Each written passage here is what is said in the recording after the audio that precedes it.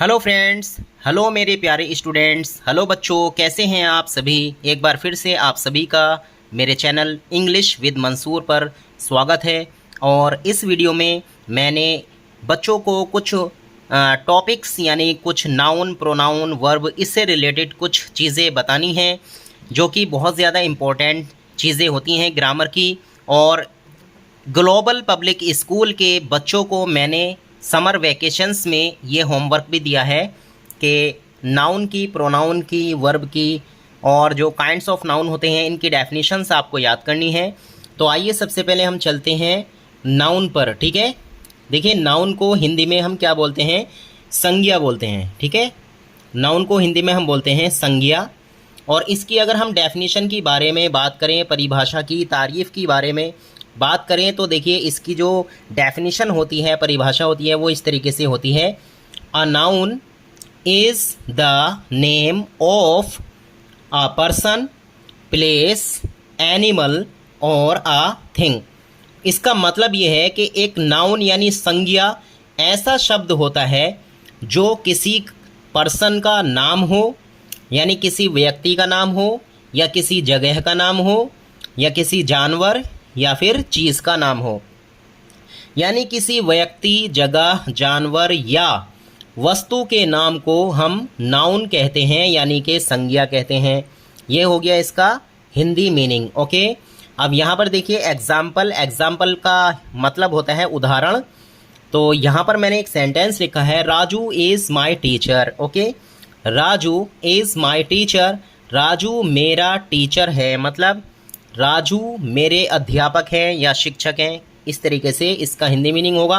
अब इसमें जो नाउन है, नाउन, तो इस सेंटेंस में नाउन जो है, एक तो ये राजू है। ठीक है, ये क्या है, ये नाउन है, मतलब संज्ञा। अभी बताया नहीं कि पर्सन हो तो पर्सन राजू है, और ऐसे ही टीचर भी पर्सन ही होता है, तो ये भी नाउन है इस सेंटेंस में। ठीक है, राजू और टीचर ये दोनों वर्ड्स ये यहाँ पर नाउन है। ओके, तो ये तो हो गई फ्रेंड्स हमारी नाउन की डेफिनेशन। अब हम चलते हैं प्रोनाउन पर। देखिए प्रोनाउन को हम हिंदी में बोलते हैं सर्वनाम। ओके, सर्वनाम। और इसकी जो डेफिनेशन है आपके सामने है स्क्रीन पर। A pronoun is a word, यहाँ पे ए ओ लगा देंगे। A pronoun is a word which is used in place of a noun. ठीक है, यानी सर्वनाम वो शब्द होता है विच इज़ यूज्ड, जो इस्तेमाल किया जाता है, जो प्रयोग किया जाता है, in place of a noun.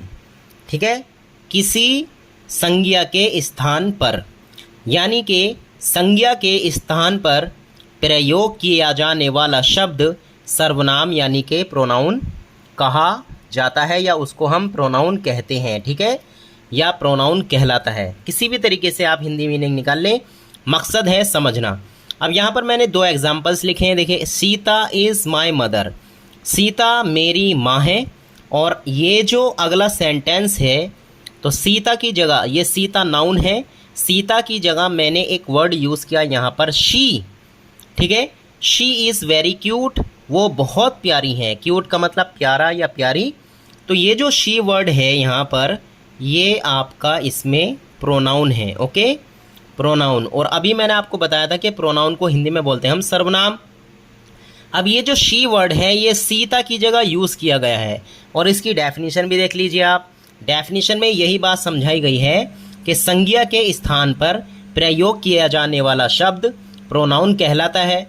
तो सीता इस सेंटेंस में संज्ञा है यानी नाउन है, इसकी जगह हमने शी का यूज़ किया, तो शी हो गया प्रोनाउन।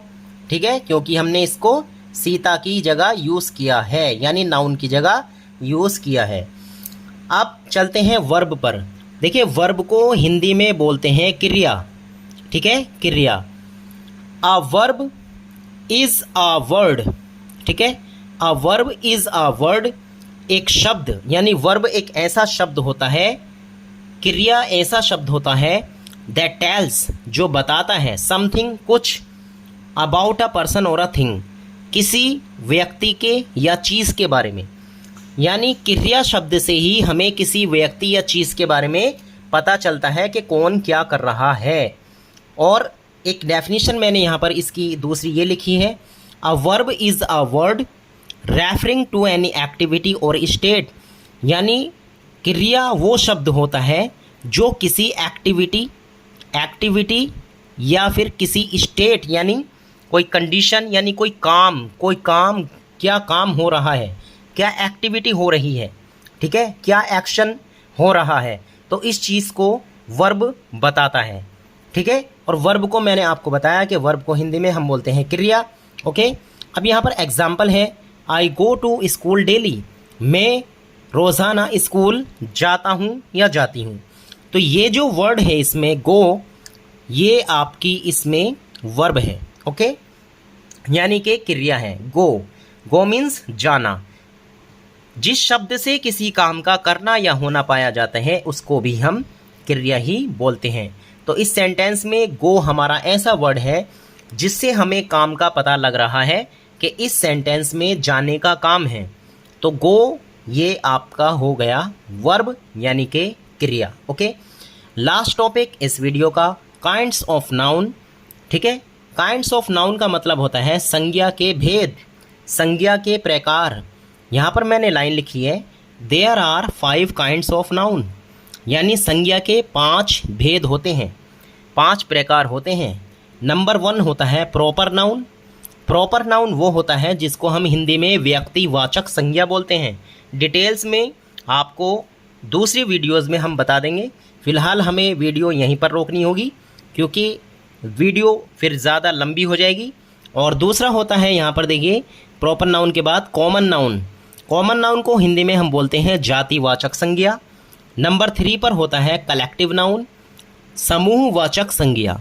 नंबर 4 है एब्स्ट्रैक्ट नाउन और इसको हिंदी में बोलते हैं भाववाचक संज्ञा। और नंबर 5 और ये लास्ट होता है काइंड्स ऑफ नाउन का मटेरियल नाउन, ठीक है, मटेरियल नाउन, और हिंदी में इसको बोलते हैं पदार्थवाचक संज्ञा। तो प्यारे बच्चों, प्यारे दोस्तों, अगर आपको वीडियो अच्छी लगी तो प्लीज़ लाइक शेयर ज़रूर करें। Thanks for watching.